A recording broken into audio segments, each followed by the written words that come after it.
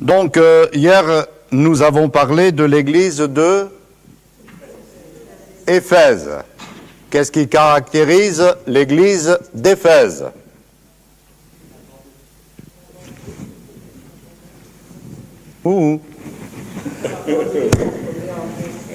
Qu'est-ce qui caractérise l'église d'Éphèse? Abandon du premier amour. Abandon. Pas la perte. L'abandon. Perdre, c'est une affaire. Je ne sais plus où j'ai mis les clés de ma voiture. Abandonner, c'est un choix. Je dépose et je me tourne vers, c'est un peu fort, autre chose. Donc on va parler aujourd'hui commencer à parler de Smyrne. Donc Apocalypse, chapitre 2, verset 8, écrit à l'ange de l'église de Smyrne. Voici ce que dit le premier et le dernier, celui qui était mort et qui est revenu à la vie. Je connais ton affliction et ta pauvreté, bien que tu sois riche, et les calomnies de la part de ceux qui se disent juifs et ne le sont pas, mais qui sont une synagogue de Satan. Ne crains pas ce que tu vas souffrir. Voici, le diable jettera quelques-uns d'entre vous en prison, afin que vous soyez éprouvés, et vous aurez une tribulation de 10 jours. Sois fidèle jusqu'à la mort, et je te donnerai la couronne de vie. Que celui qui a des oreilles entende ce que l'Esprit dit aux églises. Celui qui vaincra n'aura pas à souffrir la seconde mort. L'église de Smyrne, c'est l'église de la souffrance. C'est aussi l'église qui va croître, qui va se développer, et cela dans un cadre défavorable. Une croissance spirituelle dans un cadre d'opposition et de souffrance. Et ce n'est pas contradictoire. De toute évidence, les chrétiens de Smyrne n'avaient pas, comme ceux d'Éphèse, abandonné leur amour pour le Christ, mais ils étaient prêts à souffrir pour le Christ, pour le nom de Jésus-Christ. Je pense que, au bout du compte, on est tous prêts à souffrir pour ceux que nous aimons. Une maman est capable de passer des nuits sans sommeil pour veiller sur son enfant. Et elle ne va pas le lui reprocher plus tard. C'est son amour pour son enfant qui lui permet, s'il est malade, s'il rencontre une difficulté, de rester à ses côtés, de lui tenir la main. Pour celui ou celle que nous aimons, nous sommes capables de nous surpasser. Et nous n'attendons pas qu'on nous remette une médaille. C'est notre amour. Et si nous aimons Jésus-Christ, pour la réputation du nom de notre Sauveur, alors nous sommes capables, de faire face à toutes sortes de tensions, toutes sortes de difficultés. Si notre amour est faible, si c'est simplement des émotions, du sentiment, à la première opposition, on va passer à autre chose. Ah oui, mais si la vie chrétienne c'est ça, non, moi ça ne m'intéresse pas. Quelqu'un un jour m'a dit, « Pasteur, c'est franchement dur d'être un chrétien. » Et j'ai répondu, « Est-ce que c'est facile d'être un païen ?» J'habite dans la région de Marseille, à Manosque, au pays des lavandes et de la farigoule. Et à Marseille, il y a la prison des Baumettes. Allez les interviewer aux Baumettes pour voir si c'est facile d'être un païen. Alors, il faut faire quand même attention à la façon dont on s'exprime. pour ne pas essayer de se faire plaindre outre mesure parce que nous sommes devenus chrétiens. Bien sûr qu'il y a des périodes, il y a des lieux, il y a des pays où ce n'est pas aussi évident que cela. Mais nous constatons que les gens se laissent renouveler par la grâce de Dieu. Et je crois qu'il y a toujours une grâce particulière pour ceux qui aiment le Seigneur de tout leur cœur, et comme nous l'avons dit hier, d'une façon inaltérable. La ville de Smyrne a été, elle aussi, fondée environ 1000 ans avant Jésus-Christ, et vers le 7e siècle avant Jésus-Christ, elle a été détruite et reconstruite au IVe siècle avant Jésus-Christ par Alexandre le Grand. Et à partir de là, cette ville s'est développée et durant 20 siècles, elle fut le port principal de la mer Égée. Actuellement, c'est la ville de Izmir. Vous avez peut-être entendu parler de cette grande ville. C'est la 3e ville de la Turquie, avec un peu plus de 3 millions d'habitants. Elle compte à ce jour 7 églises catholiques, 4 protestantes et une église anglicane qui a été construite en 1835, qui est devenue un jardin, puis un cimetière, puis en 1960 un centre culturel sauvage, et qui en 2001, c'était le premier voyage que j'ai effectué en Turquie, elle a été remise à une église évangélique. Alors, c'est une église qui est en pierre de taille, pas simplement l'habillage, mais en pierre, qui est assez impressionnante, comme ça se faisait à l'époque. Le toit, bon, il y avait pas mal à refaire, l'intérieur, c'était complètement détruit, etc. Mais en 2001, on parlait déjà, là maintenant on en parle un peu moins, mais enfin on en parlait pas mal en 2001, de l'adhésion de la Turquie à la communauté européenne. Et est-ce dans un geste politique que ce bâtiment a été remis à une église évangélique? Je l'ignore. J'ai eu l'occasion de voir cette église et j'ai eu l'occasion de faire une réunion dans l'hôtel où je logeais avec le pasteur de cette église qui s'appelle Sevik et avec quelques-uns de ces chrétiens. Et là, d'une façon assez étonnante, j'ose dire même peut-être miraculeuse, donc on a rencontré ce pasteur, on a rencontré ces quelques chrétiens, et en fin de compte, avant d'aller, j'avais essayé avec les responsables de l'AEP, l'Action évangélique de Pentecôte, qui s'occupe des chrétiens persécutés, d'obtenir des coordonnées de quelqu'un en Turquie. Et à l'époque, M. Vivier m'avait répondu, on n'a aucun contact, on n'a aucune coordonnée. Bon. Et la guide que j'avais, s'appelait Ashley, je parlais avec elle comme ça, dans les premiers jours de déplacement, et elle me dit, mais au fait, tu es pasteur? Je dis, ouais. Et t'as pas envie de rencontrer un pasteur en Turquie? J'ai dit oui, mais j'ai essayé d'obtenir des coordonnées et j'ai pas pu. Elle me dit, mais moi j'en connais un. Bon, elle était musulmane, hein. Je dis, ah bon? Elle me dit, si tu veux, je l'appelle et puis on organise une rencontre. Et c'est comme ça que j'ai rencontré le pasteur Sevik et que nous avons fait une petite réunion. Alors je lui ai dit, écoute, tu es vraiment très gentil de me donner cette opportunité. Le problème, c'est que lui, il va parler en turc et moi, je vais parler en français. Et la seule personne ici qui parle turc et français, c'est toi. Alors, est-ce que tu vas accepter de me traduire ce que je vais dire, mais ça va toucher à mon livre, à la Bible? Elle me dit, aucun problème. Et en fin de compte, elle a été infiniment aimable, parce que non seulement elle a traduit les lectures, elle a traduit ce que l'on a médité, et elle a même traduit les prières. Super.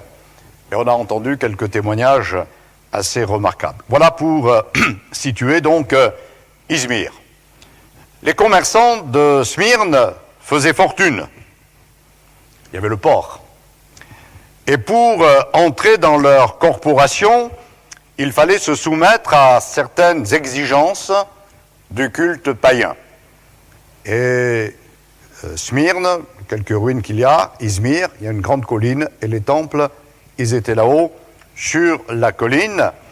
Et il y avait là, dans cette ville, un temple dédié à l'empereur Tibère. D'ailleurs, ce fut la seule ville où ce privilège avait été accordé, et c'était l'édifice le plus important. Et les chrétiens, dans un souci d'honnêteté, eh bien, ne se sont pas conformés à l'esprit du siècle présent, et ils ont rencontré à partir de là la difficulté, la persécution, l'opposition, les moqueries, toutes sortes d'entraves, parce que leur comportement était interprété comme un manque de patriotisme concernant l'esprit de la cité, voire même comme une attitude de trahison. Alors, dans ces temples, il y avait, comme c'était la coutume un petit peu à l'époque, ici ou là, les prostituées sacrées, il y avait toutes sortes de choses, et dans les rites qui étaient établis pour entrer dans cette corporation des marchands, eh bien, il fallait se soumettre à toutes ces pratiques initiatiques. Et en tant que chrétien, eh bien, les gens ne s'y soumettaient pas, se refusaient à cela, et ça leur créait donc des complications. En fin de compte, la volonté de Dieu était clairement exprimée, et eux-mêmes, eh bien, ils la ressentaient, et c'est ce qui est dit dans l'Épître aux Romains, eh bien, de rechercher ce qui est bon, agréable et parfait. Et non pas ce que le monde ou ce que la société est à même de nous proposer. Et puis là, dans le texte, nous notons qu'il y avait à Smyrne une synagogue de Satan. Alors, qu'est-ce que ça peut signifier, synagogue de Satan? Les Juifs étaient nombreux dans cette région. Alors, ça évoque une forme de persécution assez violente, persécution religieuse, mais peut-être aussi des attitudes de compromission. Ils prétendaient adorer le même Dieu que les chrétiens, mais beaucoup cultivaient une apparence de la piété. Certains allaient-ils jusqu'à adorer l'empereur par opportunisme pour faire des affaires? On ne peut pas l'affirmer, mais il y avait un comportement fortement équivoque, au point que cette synagogue n'était pas considérée comme un lieu de piété, qui soit une piété saine, mais on disait que c'était une synagogue de Satan, parce qu'il y avait des compromissions de toutes sortes pour arriver, à ses fins. Polycarpe, vous avez peut-être entendu parler, Polycarpe a été nommé évêque de Smyrne, et il a rempli les fonctions de son ministère pendant environ 70 ans. Et quand a éclaté la persécution commandée par l'empereur Marc Aurèle, Polycarpe était très âgé, on pense qu'il avait environ 95 ans, et il a tenu tête, il a fait front au proconsul qui l'interrogeait, et il a été brûlé vif. Les Juifs, au mépris des ordonnances lévitiques, avaient assemblé le jour du sabbat le bois pour le bûcher. C'est immensément fort. Et on peut comprendre qu'il soit dit synagogue de Satan.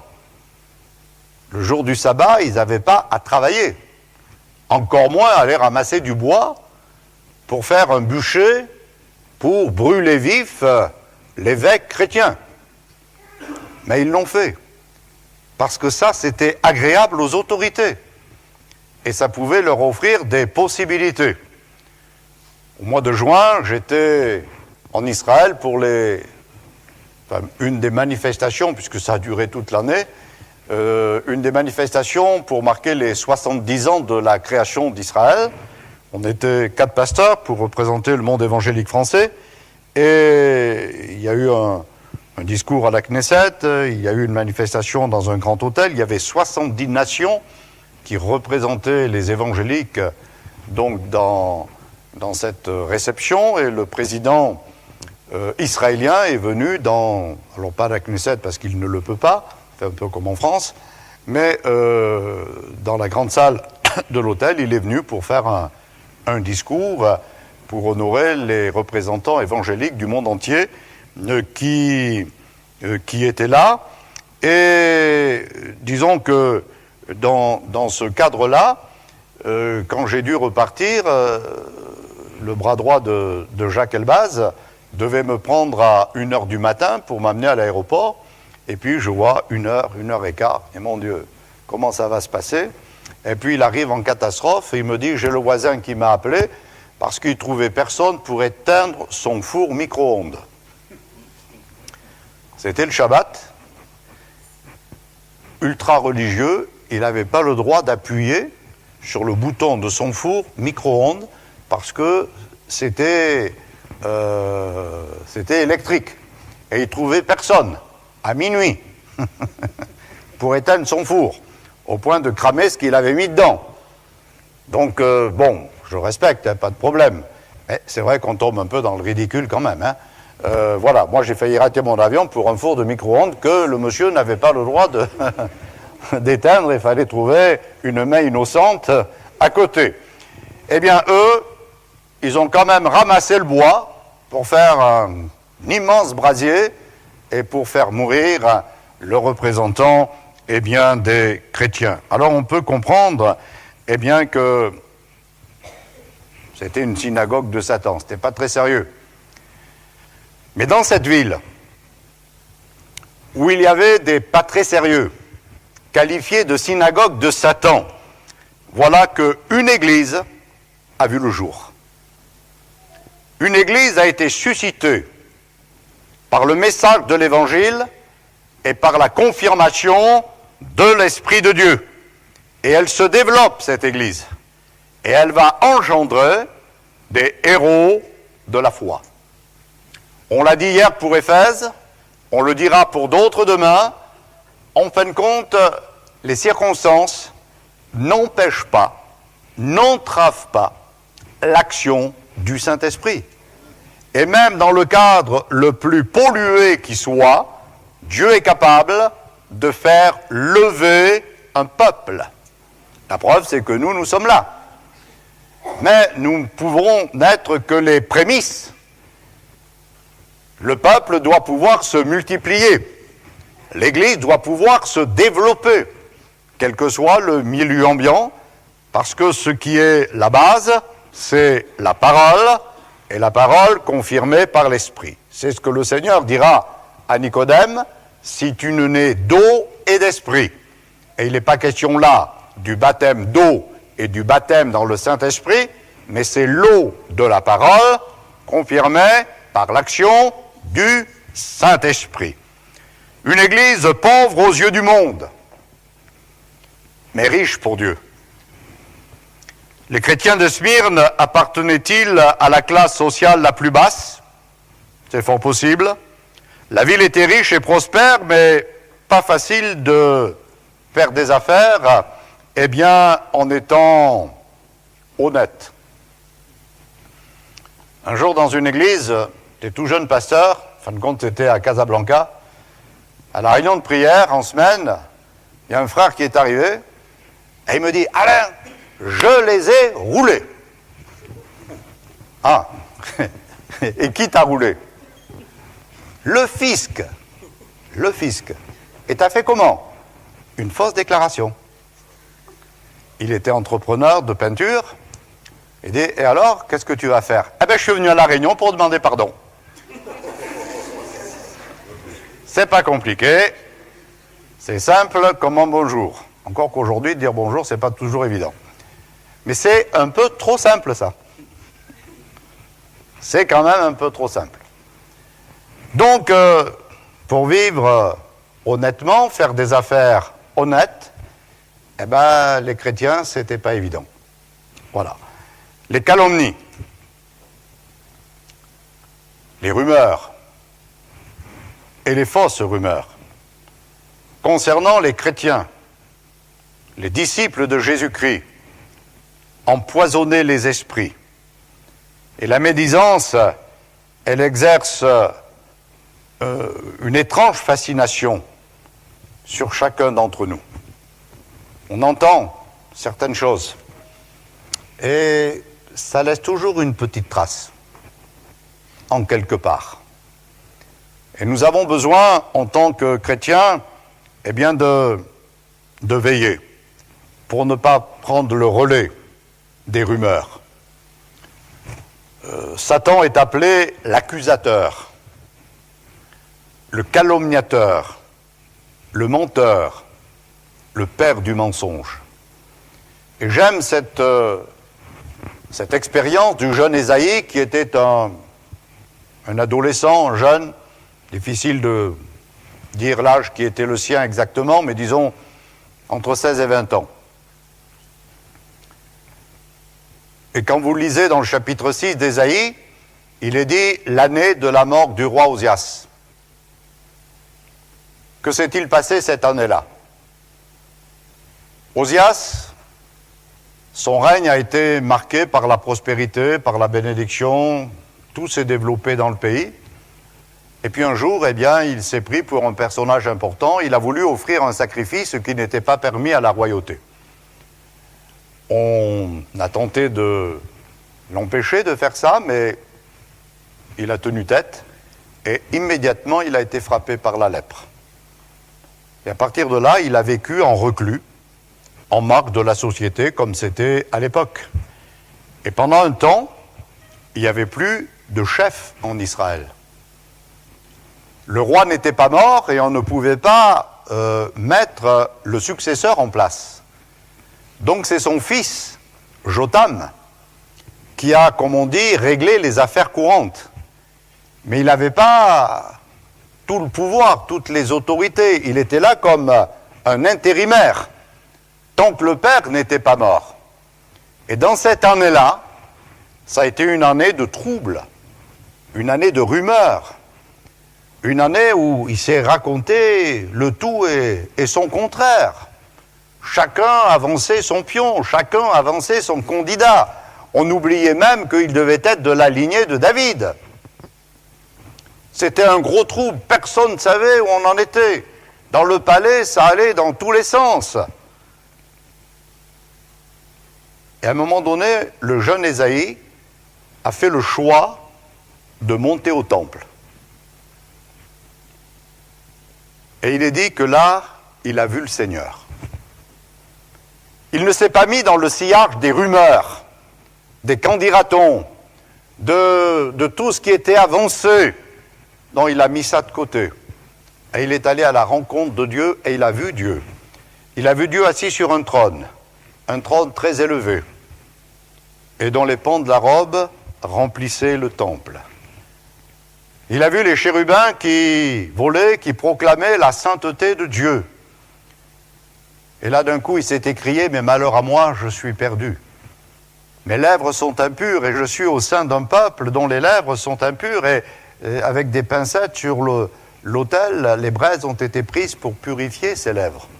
Et là, une voix s'est fait entendre, qui enverrai-je? Eh bien, me voici.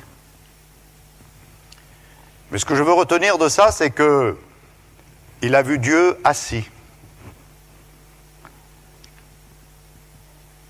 Le trône d'Israël était vide. Le roi était lépreux, à l'écart. Dans les couloirs, ça courait dans tous les sens. Mais dans le ciel, Dieu était assis. Il était tranquille. Il n'y avait pas d'agitation dans le ciel. Dieu ne sautait pas d'un nuage sur l'autre. Il n'y avait pas des courants d'air avec les ailes des anges et des archanges et des séraphins qui allaient dans tous les sens.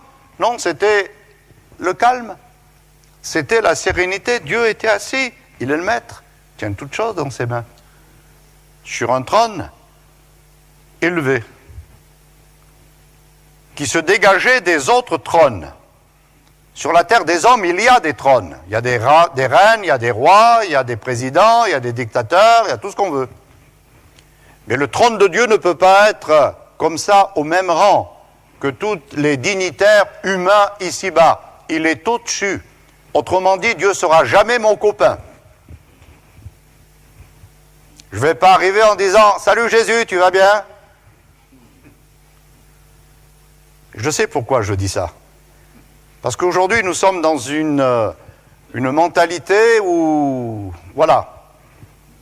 Alors peut-être qu'avant, c'était un petit peu trop strict. Aujourd'hui, c'est peut-être des fois un petit peu trop cool. Mais Jésus ne sera jamais notre copain. Dieu ne sera jamais notre copain. Dieu, c'est un Père. Et nous avons besoin d'avoir un Père qui ne joue pas à l'ado. Une maman qui ne joue pas à la dot, qui va mettre la mini-jupe comme la petite. Je me rappelle, faisant l'écolo, je ne sais pas si c'est les années où Landry est venu avec nous en Corse, il y a un ado qui était de la région de Saint-Étienne, il était terrible. C'était vraiment... Et on ne s'en sortait pas. Et un jour, en parlant avec lui, il me dit, tu sais, j'aimerais qu'un jour mes parents puissent me dire non. Surprenant, ça. Tout ce qu'il voulait, on le lui donnait. Et en fin de compte, il était devenu capricieux. Et sa réponse a été de me dire, mais si un jour quelqu'un pouvait me dire non, ça me ferait plaisir. Eh oui. Et quelquefois, il y a des parents, des papas, et ils font un peu comme leur fils qui est ado. Mais l'ado, il n'a pas besoin d'avoir un père qui est ado, il a besoin d'avoir un père qui est adulte. Alors je sais que les publicités, tiens, je te présente ma mère. Ah, c'est ta mère? Elle est presque plus jeune que toi. Oui, ça c'est la pub, hein, pour le maquillage, etc. Mais une maman, c'est pas une adote. Et la demoiselle, elle a besoin d'avoir une maman. Et ça, c'est important. Donc Dieu est notre Père, pas notre copain. Et il va agir envers nous comme un Père. La pauvreté et la calomnie étaient les deux expériences d'affliction des chrétiens de Smyrne. Et il leur sera dit, eh bien, tu vas souffrir, tu seras éprouvé, tu connaîtras une tribulation de 10 jours. Quand je regarde dans l'Écriture, Daniel et ses compagnons ont été éprouvés pendant 10 jours. Et ils avaient meilleur visage et plus d'embonpoint que ceux qui mangeaient les mets du roi. Smyrne a eu une affliction de 10 jours. Une affliction, pardon, de 10 jours. Mais elle est ressortie victorieuse. Alors c'est 10 jours de notre calendrier ou un chiffre symbolique. L'église des catacombes a eu son épreuve de 10 jours. 10 périodes notoires de persécution durant les premiers siècles de l'ère chrétienne. Et ce temps dépeint prophétiquement la période du 2e et 3e siècle. Période sombre quant aux tribulations, mais période glorieuse quant à l'esprit qui a animé les chrétiens. Le sang des martyrs a toujours été la semence de l'Église. La phrase n'est pas de moi, mais c'est une réalité. Persécutée, elle est affermie et épanouie dans la vie spirituelle, et non pas détruite. Et comme l'a dit quelqu'un, le christianisme des catacombes a été plus puissant que celui des cathédrales. Ne crains pas ce que tu vas souffrir. Ne crains pas le monde, ne crains pas la religion, ne crains pas les sectes, ne crains pas la politique, ne crains pas ceux qui te méprisent. Tiens bon. Et foi en Dieu. Et tu triompheras. Une récompense est promise, la couronne de vie. sois fidèle jusqu'à la mort, et je te donnerai la couronne de vie. Elle est promise également à ceux de Philadelphie. Elle est promise aux croyants qui, dans la vie chrétienne, ont combattu et ont été trouvés vainqueurs en Jésus-Christ. Et il est dit, celui qui est le premier et le dernier, celui qui était mort et qui est revenu à la vie, lui seul, peut promettre une protection, une aide. Il est présent, il est vivant et il est tout puissant. Smyrne, ça veut dire, c'est relié à myrrhe, la myrrhe. On en faisait un parfum servant d'antispasmodique. Jésus a refusé le vin mêlé de myrrhe. Il a voulu souffrir à l'extrême pour nous, sans subterfuge. Il n'a pas accepté d'être comme engourdi par un calmant quand il a été sur la croix. Les mages ont apporté la myrrhe, symbole des souffrances et de l'humanité de Jésus. Nicodème et Joseph d'Arimathée envisagent d'embaumer le corps de Jésus avec de la myrrhe. Le sacrifice, les souffrances des chrétiens de Smyrne glorifient le Seigneur. Ils vivaient dans la foi en celui qui est vivant. Ils avaient, comme Moïse, les yeux fixés sur la rémunération. Et je pense aussi, en disant cela, à Joseph. Joseph qui, en Égypte, a joué un rôle primordial. Quand il y a eu cette terrible famine et que sa famille est arrivée et qu'il a reconnu ses frères et que ses frères ont fini par le reconnaître et que les Hébreux se sont installés, etc.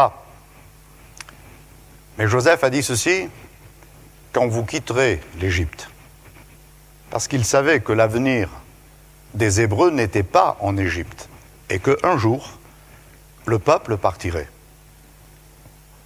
Et il a dit, vous prendrez mes os et vous les transporterez avec vous, parce que je veux être enseveli sur la terre que Dieu nous a donnée. Il avait la vision de demain. Nous sommes là dans le présent avec un cadre de vie, mais il ne faut pas perdre la vision de demain. Et la vision de demain, c'est que le Seigneur est celui qui revient. Il revient en gloire et en puissance, et il revient pour nous demander compte de la façon dont nous avons géré ce que j'appelle, moi, le capital vie qui nous a été donné lorsque nous sommes venus au monde. Et ça, c'est important. Ce qui nous permet, eh bien, d'aller de l'avant, c'est de pouvoir ne pas perdre de vue, eh bien, la rémunération et la récompense. Et aujourd'hui, eh bien, le Seigneur cherche des hommes et des femmes qui vont s'offrir délibérément, de tout leur cœur, sans aucune contrainte. Nous ne nous engageons pas avec le Seigneur pour ce que nous avons à gagner. Nous nous engageons avec le Seigneur simplement parce que nous l'aimons. Et ça, c'est important. Amen. Alors, on a fini avec Smyrne. On va un peu plus loin. C'est bien, je te remercie. Alors, après Smyrne, il y a Pergame. C'est pas très long. Alors, il faut quand même qu'on lise ce qui concerne Pergame. Écrit à l'ange de l'église de Pergame, voici ce que dit celui qui a l'épée aiguë à deux tranchants. Je sais où tu demeures, je sais que là est le trône de Satan. Tu retiens mon nom, tu n'as pas renié ma foi, même au jour d'Antipas, mon témoin fidèle qui a été mis à mort chez vous, là où Satan a sa demeure. Et j'ai quelque chose contre toi. C'est que tu as là des gens attachés à la doctrine de Balaam, qui enseignait à Balak à mettre une pierre d'achoppement devant les filles d'Israël pour qu'ils mangent des viandes sacrifiées aux idoles et qu'ils se livrent à la débauche. De même, toi aussi, tu as des gens attachés pareillement à la doctrine des Nicolaïtes. Repens-toi donc, sinon je viendrai à toi bientôt, je les combattrai avec l'épée de ma bouche. Que celui qui a des oreilles entende ce que l'Esprit dit aux églises, que celui qui vaincra, je donnerai de la manne cachée, je lui donnerai un caillou blanc, et sur ce caillou est écrit un nom nouveau que personne ne connaît, si ce n'est celui qui le reçoit. Pergame, c'est l'église du mélange. Pergame, c'est la période où apparaît le cléricalisme, l'acceptation du compromis, cette période-là. Persévérance pour ne pas renier le nom de Christ là où Satan a son trône. Pergame a été la ville la plus célèbre d'Asie. Et aujourd'hui, sur son emplacement, il y a un tout petit village qui s'appelle Bergame. L'origine de la ville se perd dans la nuit des temps, et un des prestigieux monarques du nom d'Eumène II avait à l'époque constitué une bibliothèque de 200 000 volumes. C'est exceptionnel, ça. Et plus tard, l'empereur Antoine offrait cette bibliothèque à Cléopâtre d'Égypte. Tout était démesuré dans cette ville. Derrière la ville s'élevait une colline de 300 mètres remplie des temples d'Athéna, de Bacchus, d'Esculape, qui est le dieu du serpent, de la santé, celui de Zeus sur l'acropole, le temple de Satan, et bien d'autres encore. En 29 de notre ère, le sanctuaire de Jupiter y fut bâti. Et l'autel a été démonté, colonne par colonne, et reconstruit avant la Première Guerre mondiale à Berlin, dans un musée dédié, et il y est encore de nos jours dans le secteur, ce qui était le secteur est de la ville. Ce qui a d'ailleurs amené à une époque beaucoup de fantasmes concernant l'Europe, l'Allemagne en Europe, le trône de Satan en Europe. Enfin bon, voilà, il y en a qui ont échafaudé beaucoup de choses. L'église de Pergame, on ignore tout de son origine. Apparemment, ils ont dû lutter, disons, dur, d'une façon intense, quand on voit ce qui nous est dit au tout début. Tu n'as pas renié ma foi, même dans une certaine époque. Dans ce lieu, le diable lui-même dictait ses lois. Et là aussi, Dieu a suscité une église. Et j'aime bien souligner ces faits. Parce que ça, c'est le miracle de Dieu. L'église, c'est le miracle de Dieu. Sa naissance et sa croissance. Dans un cadre défavorable, ça n'empêche pas Dieu de susciter un peuple qui l'honore, qui l'élève et qui le sert. Et ses membres vont réagir contre l'idolâtrie. Il y a tous ces temples avec les pratiques qui s'y rattachent. Et pour ce faire, ils ont payé le prix fort. Il sera dit, je sais où tu demeures, je sais que là est le trône de Satan, tu retiens mon nom, tu n'as pas renié ma foi, même au jour d'Antipas. C'est un martyr de la foi chrétienne qui n'est pas spécialement connu, mais là son nom est est cité « mon témoin fidèle qui a été mis à mort chez vous, là où Satan a sa demeure ». Donc il y a eu des réactions violentes, des persécutions, violentes. Il y a d'autres noms qui sont un petit peu plus connus que ce brave Antipas. Vous devez les connaître par cœur. Agathonice, Attilas, Carpus, Polybus. Et oui, dans l'histoire de l'Église, ces noms sont cités.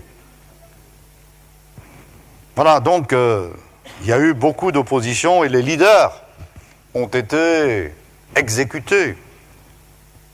Mais l'opposition s'accroît et la foi se renforce.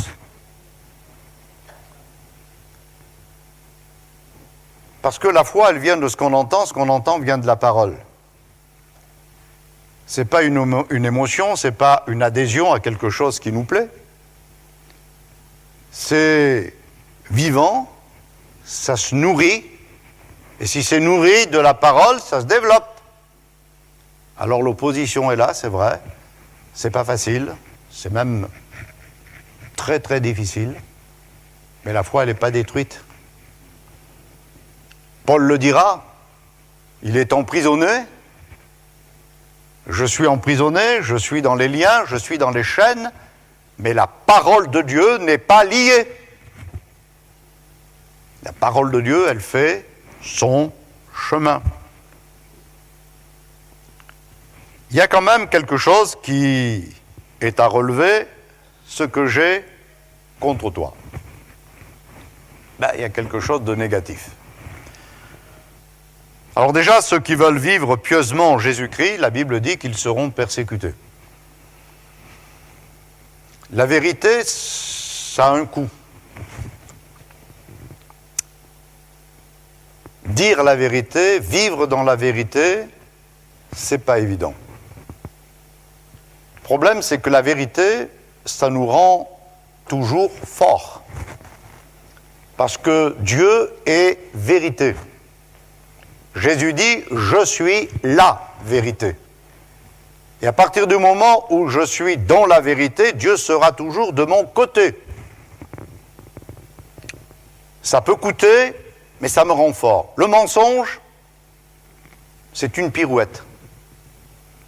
On retombe sur ses pieds, on pourrait se faire inscrire au Cirque du Soleil, et on serait parmi les meilleurs, mais comme on dit, c'est reculer pour mieux sauter.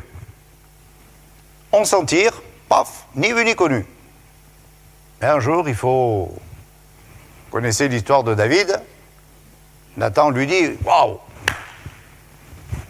il y a des gens qui sont arrivés chez un homme riche, qui a des milliers de brebis, il n'a pas voulu toucher à une de ses brebis, il y a un pauvre, il n'en a qu'une, il l'aime, il la chérit, il couche avec. Il y en a, ils couchent avec leur chat, lui, il couche avec son mouton. Il l'a prise et il l'a apprêtée pour les visiteurs. La loi de l'hospitalité étant sacrée. Et David dit, mais qui est cet homme? Cet homme mérite la mort. Cet homme, c'est toi.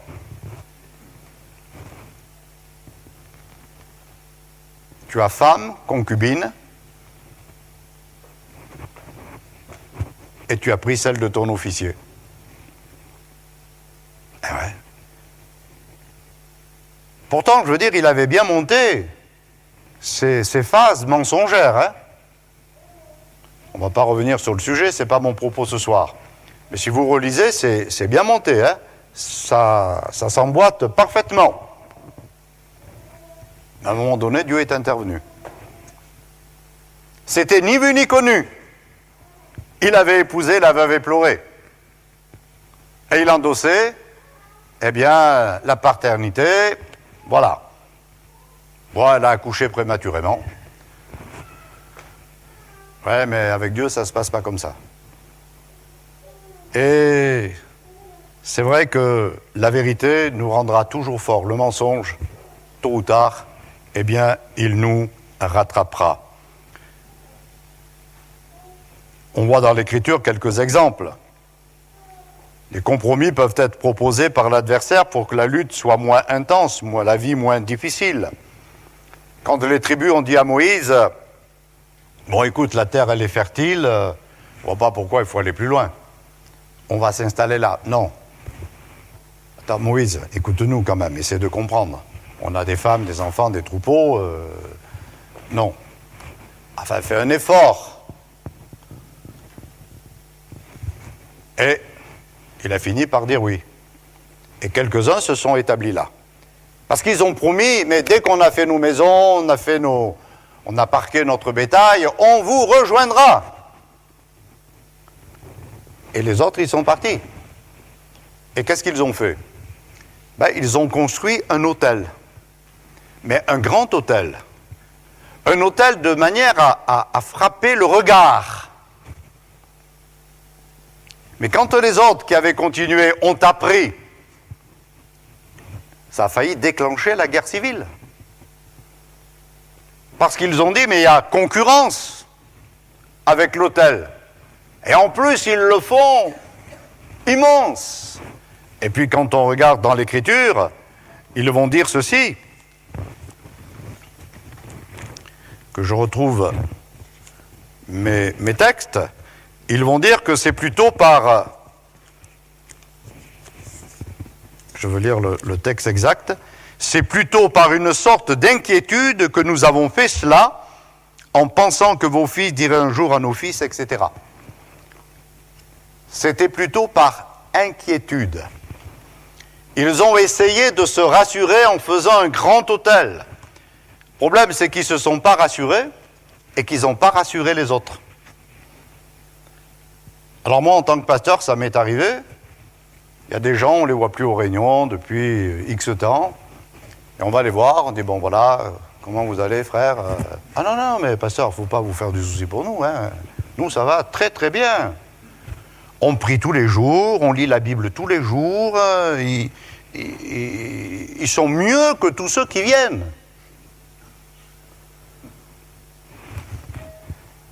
Sauf qu'en règle générale, au bout d'un certain temps, on se rend compte que ce n'est pas aussi simple que cela. Un jour à Perpignan, il y a une dame qui est venue, elle arrive à la réunion, je la distingue dans l'auditoire, bon il y avait du monde, mais je distingue que celle-là, elle n'est pas d'ici.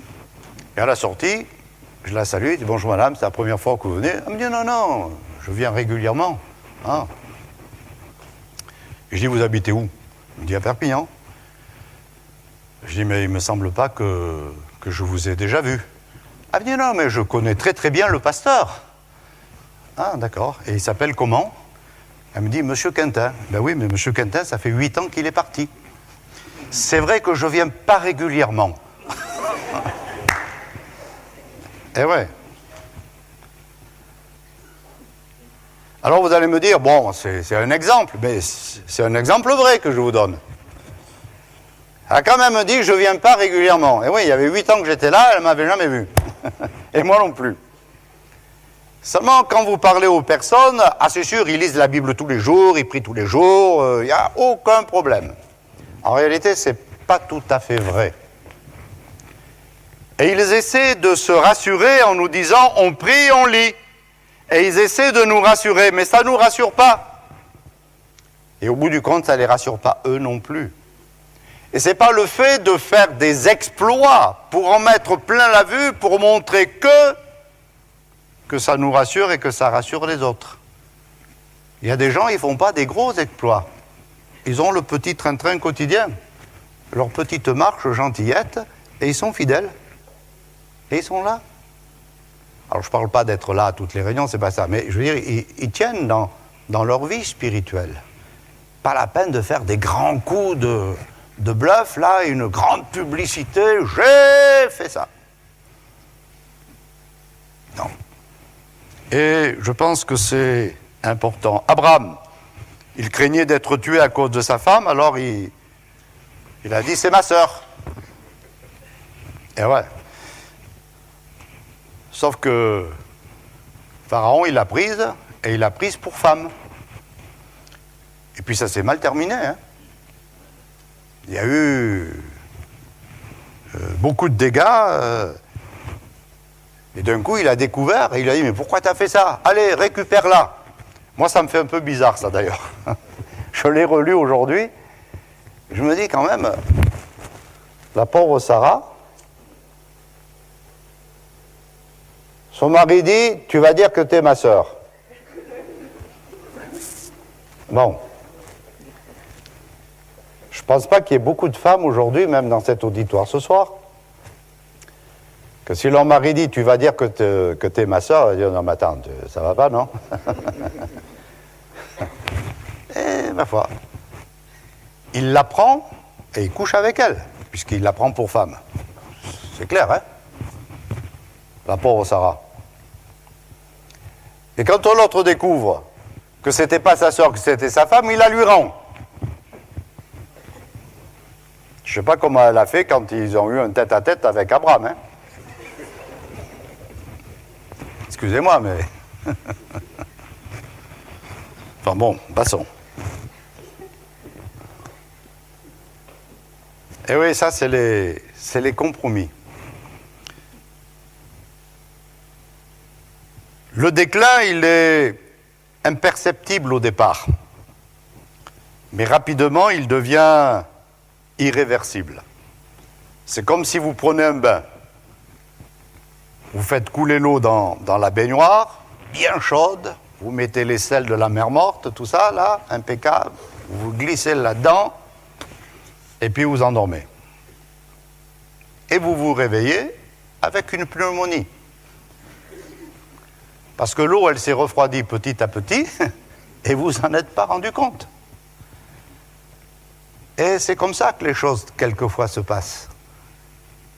Ouais, bon, j'ai pas fait ça aujourd'hui, je fais demain.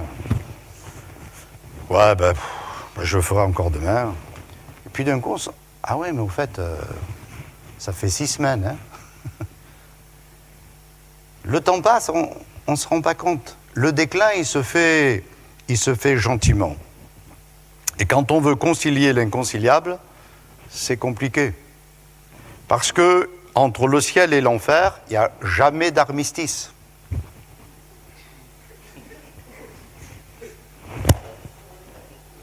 Le 11 novembre, il va y avoir la célébration de l'armistice.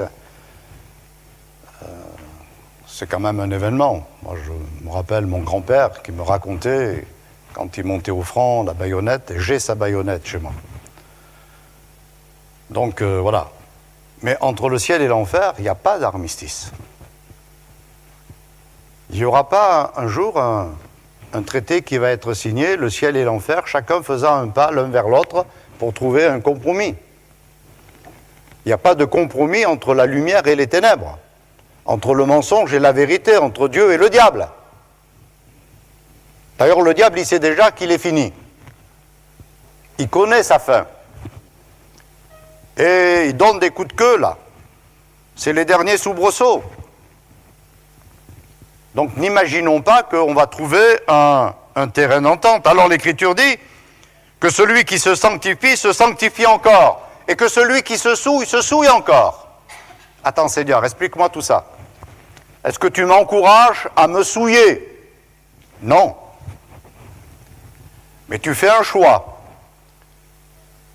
Si tu prends le choix d'être propre, alors continue à te laver. Si tu fais le choix d'être sale, eh bien continue à te vautrer. Mais ce n'est pas tantôt l'un, tantôt l'autre. Selon les humeurs, selon les circonstances. C'est un choix. Si tu es saint, tu fais des progrès dans la sainteté. Et si tu choisis la souillure, eh bien tu te vautres davantage. Mais tu ne vas pas trouver tantôt là, tantôt là, tantôt là. Et c'est cela. Le choix est clair. Et nous devons être clairs. Alors, il est question de Balaam. Tu as des gens attachés à la doctrine de Balaam. Balaam, ça nous rappelle l'Ancien Testament, ça nous rappelle l'ânesse qui reprend le faux prophète sur son chemin de désobéissance. La voie de Balaam, ça signifie quoi? Ça signifie obtenir un oui de Dieu quand on sait que c'est non. Quand vous regardez l'histoire de Balaam, est-ce que je fais ça? Non. Alors il revient, ouais, mais... Bon, Seigneur, et si je le faisais? Non, je ne peux pas. Oui, mais je te donnerai. Attends, Seigneur, tu ne pourrais pas me dire oui? Et le Seigneur dit, ben, fais-le. Mais ce n'est pas un exaucement. Ce n'est pas que Dieu est favorable. C'est je t'ai dit non. Toi, tu veux que ça soit oui, alors fais-le et tu vas l'apprendre par toi-même. C'est ça la chose. Je suis arrivé un jour dans une église, j'étais jeune pasteur, il y avait quelques personnes au fond, là, comme quand on arrive à la réunion, et il y a une chrétienne qui vient, elle me dit, pasteur, j'ai une question à vous poser. Je vous écoute, et elle me pose la question. Avant même que je réfléchisse à la réponse, la dame qui était à côté, elle me dit, vous inquiétez pas, tous les pasteurs qui passent, elles posent la même question. Alors j'ai compris. La réponse, elle la connaissait. Mais si par hasard, dans le lot de tous les pasteurs, il y en avait un qui lui aurait répondu ce qu'elle avait envie d'entendre, c'était celui-là le meilleur des pasteurs de la terre. Et elle aurait dit, un tel m'a dit, en oubliant que 15 avant avaient dit le contraire. Et il y a des gens qui sont comme ça. Ils connaissent ce qu'il faut faire, mais ils n'ont pas envie de le faire. Alors ils cherchent, en quelque part, quelques indices qui pourraient les conforter dans la façon qui est la leur de voir la chose. Et s'ils arrivent à trouver, c'est la vérité. Et ça, c'est Balaam. On veut obtenir un oui quand on sait que c'est non. À l'usure. Mais c'est, ben, vas-y, fais-le. On retrouve ça dans l'Épître aux Romains. Ne s'étant pas souciés de connaître Dieu, Dieu les a livrés à leur sens réprouvé. Vous pensez que vous êtes les plus forts, les plus grands, Eh bien, allez-y, démontrez ce dont vous êtes capable. Et c'est ainsi qu'ils font des choses indignes, etc. Ils mettent leur gloire dans ce qui devrait faire leur honte. Voilà. C'est pas que Dieu est d'accord, mais puisque tu ne veux pas comprendre, expérimente-le toi-même. Et tu verras que... Voilà. Alors, essayons de ne pas être disciples de Balaam. Nicolaïtes, on en a parlé hier. À Éphèse, elles étaient déjà haïes. Les Nicolaïtes, nous l'avons dit, on suppose qu'il s'agissait de Nicolas d'Antioche, un des 7 diacres qui aurait dévié doctrinalement, ou les prêtres d'un clergé dominateur qui aurait subjugué les communautés chrétiennes. Et à Pergame, ceux-ci séduisaient déjà les croyants par leur doctrine. Et ils étaient associés donc aussi aux Balaamites. Nicolas, celui qui a triomphé du peuple. Et Balaam, celui qui détruit le peuple. Tout à l'heure, j'ai reçu un mail, je l'ai lu, et puis j'ai essayé de voir les publicités qui étaient dessous, et j'ai trouvé, je ne sais pas, une douzaine de publicités. Et c'est une pub d'une librairie chrétienne. Alors bon, eux, ils veulent faire des affaires, donc ils ne regardent pas ce qu'ils vendent. Hein. Donc, je n'ai pas les titres des livres en tête, là, mais c'est tous des bouquins qui promettent, je veux dire, il n'y a plus besoin de vous mettre de la Nivea sur les joues. Hein. Comment vivre vieux et en bonne santé. Voilà, dans la Bible. Tout. Alors, je ne sais pas ce qu'il y a dedans, hein, mais je vous rassure, je n'achèterai pas le livre. C'est que...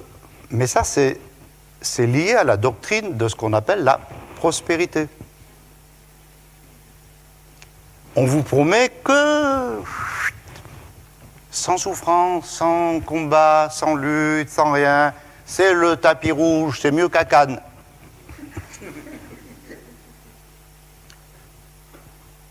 Et le problème, c'est que c'est pas vrai. C'est faux. Alors, j'ai pas tous les titres en tête. Je l'ai vu là juste avant de monter dans la voiture avec le frère. Et je lui en ai parlé dans la voiture. Je lui ai dit, mais je suis effaré. Je comprends pas. Mais il y a des gens qui vont acheter. Et on va pas leur faire reproche. Tu commences à attraper la soixantaine et on te dit, tu vas vivre vieux et en bonne santé. Waouh, mais qui veut pas vivre vieux et en bonne santé? Levez la main. Et voilà. Et l'auteur, il va ramasser les royalties, et vous allez mourir jeune et malade. Bon, je plaisante, hein. Mais, voilà, et il faut faire très attention. C'est une séduction. Et avec les réseaux sociaux d'aujourd'hui, mais c'est accessible à tout le monde. Dernièrement, je parlais à quelqu'un d'une certaine chose et la personne me dit, mais désabonne-toi. Et je dis, mais le problème, c'est que je me suis désabonné. Mais j'ai vu apparaître une autre publicité. Parce que la technique, elle est là. Comme je suis président du pôle média des assemblées, j'ai fini par comprendre pas mal de choses. Donc vous vous désabonnez d'un site, mais ça vous... Il y a une coquille qui part en quelque part, là, et du coup, vous recevez la publicité d'autre chose, qui y ressemble à peu près. Parce que moi, tous les matins, quand je bois mon café, j'allume mon téléphone et j'efface entre 12 et 20 publicités. Ça, c'est tous les matins, c'est réglé comme du papier à musique. Et j'ai beau me désabonner, il y a toujours à peu près le même nombre. C'est les techniques d'aujourd'hui. Et c'est là qu'il faut qu'on soit, disons, veillant, prudent. Pas suspicieux, parce que ça, c'est pas une qualité chrétienne. On n'est pas dans la suspicion. On est là dans le fait de veiller, de faire attention, d'être prudent. Et il le faut. Alors, le seul remède, verset 16, repens-toi. En fin de compte, le remède à tous les problèmes, c'est la repentance. C'est-à-dire admettre, reconnaître. L'homme de Dieu dira, tant que je me suis tu, je gémissais toute la journée, mes os se consumaient et ma vigueur était semblable à la sécheresse de l'été. Alors j'ai dit, j'avouerai mes transgressions et tu as effacé la peine de mon péché. Tant que je me suis tu, tant que je me suis replié sur moi-même, tant que j'ai tourné le dos à Dieu, rien n'a fonctionné, moralement, spirituellement, physiquement, tout était déglingué. Alors j'ai dit, j'avouerai, je reconnaîtrai. Et tu as effacé la peine de mon péché. On ne peut pas négocier avec Dieu sur la désobéissance, sur le péché, sur la compromission, sur l'erreur, c'est pas possible. Il faut simplement que j'admette. Alors j'admets que c'est pas facile dans pas mal de domaines. Et on comprend ce que Paul dit quand il dit, mais misérable que je suis. Bon, déjà il dit, je le sais, rien de bon n'habite en moi. Bon, ça c'est déjà un point. Est-ce que je sais, moi, Alain Denisou, que rien de bon n'habite en moi? Pas évident de le reconnaître, ça. Bon, d'accord, je ne suis pas parfait, mais quand même. Paul dit, je le sais, rien de bon n'habite en moi. Misérable que je suis, j'arrive pas à faire le bien que je voudrais faire. C'est dans ma tête, là, je veux faire une bonne action, j'y arrive pas. Il y a toujours quelque chose qui se met en travers. Et je fais le mal que je voudrais pas faire. Vous avez jamais rencontré des gens qui vous disent « Ah, j'aurais pas dû le dire. » Mais c'est sorti. Ils savent qu'il ne faut pas le dire. Mais, toc, ça sort. Oh. Voilà. Et le mal, qui a appris à à un gamin qui a 2 ans à réduire son jouet en 1000 morceaux. À une petite fille de lui arracher les cheveux, les cils, les oreilles, personne. C'est naturel de détruire. Le mal, il vient comme ça. Et l'apôtre dit, j'arrive pas à faire le bien, et le mal que je ne veux pas faire, je le fais. Qui me délivrera du corps de cette mort? Gloire soit rendue à Jésus-Christ. Et le seul qui peut m'aider, le seul qui peut me secourir, le seul auquel je dois pouvoir m'attacher, de la main de laquelle je ne dois jamais lâcher, c'est le Christ. Parce que c'est lui, eh bien, qui va m'aider. Je termine. Récompense promise au vainqueur. À celui qui vaincra, je donnerai de la manne cachée et je lui donnerai un caillou blanc. La manne, c'était la nourriture quotidienne des Israélites au désert. Et le Seigneur réserve cette nourriture secrète et cachée à ses fidèles. Il réserve à son peuple un aliment spirituel dont la teneur échappe à l'analyse de la raison, sa parole. Le pain. Ah oui. Ensuite, il y a le caillou. Le monde antique attribuait de nombreux sens aux pierres. Autrefois, le caillou noir était un jugement et le caillou blanc était un acquittement.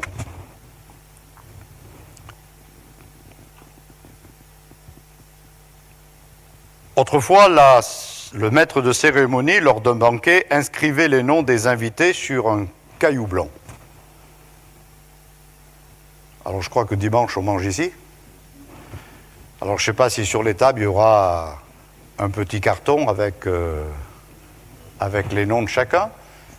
Mais si vous allez, je ne sais pas moi, un repas de noces par exemple, selon le nombre de personnes qu'il y a, en principe pour s'y reconnaître, il y a un nom sur un carton et au moins vous savez où vous asseoir.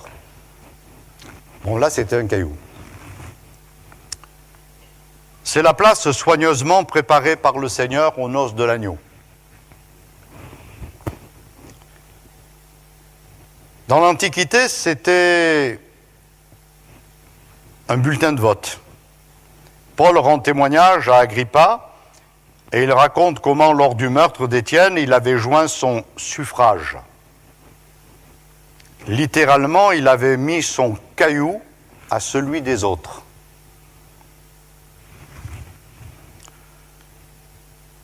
Il nous faut résolument, sans aucune hésitation, voter pour Jésus-Christ. L'apôtre dira à Timothée, éloigne-toi d'un certain nombre de choses et recherche, parce que la nature a horreur du vide, recherche un certain nombre de choses. Et il y a une précision, avec tous ceux qui invoquent le Seigneur. Moi, ça me va. Et vous? Vous? Ouais? Mais le texte dit, avec tous ceux qui invoquent le Seigneur d'un cœur pur. L'Esprit de Dieu qui a inspiré l'apôtre lui fait apporter cette précision. Alors dites-moi, est-ce qu'on pourrait invoquer le Seigneur avec un cœur qui ne soit pas pur? Mais apparemment oui. Parce qu'il précise, pas avec n'importe qui, pas avec ceux qui font des récitations, pas avec ceux qui ont juste les boutades, les formules à l'emporte-pièce d'ordre biblique, mais ceux qui sont honnêtes dans leur démarche. Eh oui. Parce qu'on peut avoir un langage religieux, on peut avoir les formules, on peut avoir les dictons, on peut avoir des tas de choses, mais ce qui est important, c'est le cœur. C'est pas la façade. Et c'est ainsi qu'il est dit avec ceux qui invoquent le Seigneur, mais pas n'importe comment. Avec un cœur pur, droit, honnête, vrai. Et ça, c'est extrêmement important. Il faut donc m'éloigner de l'iniquité et me retrouver avec ceux qui invoquent le Seigneur d'un cœur pur. Le mélange, le compromis, l'infidélité entraînent la mort. Et la connaissance de Jésus-Christ nous permet de triompher de toutes ces choses et de nous maintenir dans la vérité. Satan peut avoir de l'ardeur pour répandre les mensonges, mais nous sommes invités à garder intact ce que nous avons reçu. L'apôtre dira « Je sais en qui j'ai cru ». Est-ce que vous savez en qui vous avez cru? C'est important ça. Parce qu'il y a toutes sortes de choses qui sont là pour tenter de nous ébranler. Si vous regardez au tout début, mange du fruit de l'arbre. Non. Mais quand la réponse est faite, ce n'est pas exactement ce que Dieu avait dit. Dieu a-t-il réellement dit? De peur que vous ne mouriez. Dieu n'avait pas dit de peur que vous ne mouriez. Il avait dit si tu en marches, tu mourras. C'est pas il y a forte probabilité que tu meurs. C'est tu mourras. Il y a une petite nuance qui est là, dans la bouche de Ève, et c'est dans cette fissure qu'il va s'infiltrer, l'adversaire. Et c'est là que nous avons besoin d'être clairs. Je sais en qui j'ai cru. Savons-nous en qui nous croyons? Point. Et ça, c'est important. Et quand le dimanche matin, nous partageons la scène, par exemple, c'est un moyen de renouveler le pacte, la communion. Je me souviens, je commémore la mort de Jésus, la résurrection de Jésus, l'élévation de Jésus et le retour de Jésus. C'est ce qui est dit. Et c'est un moyen, j'entre en moi-même, je m'examine.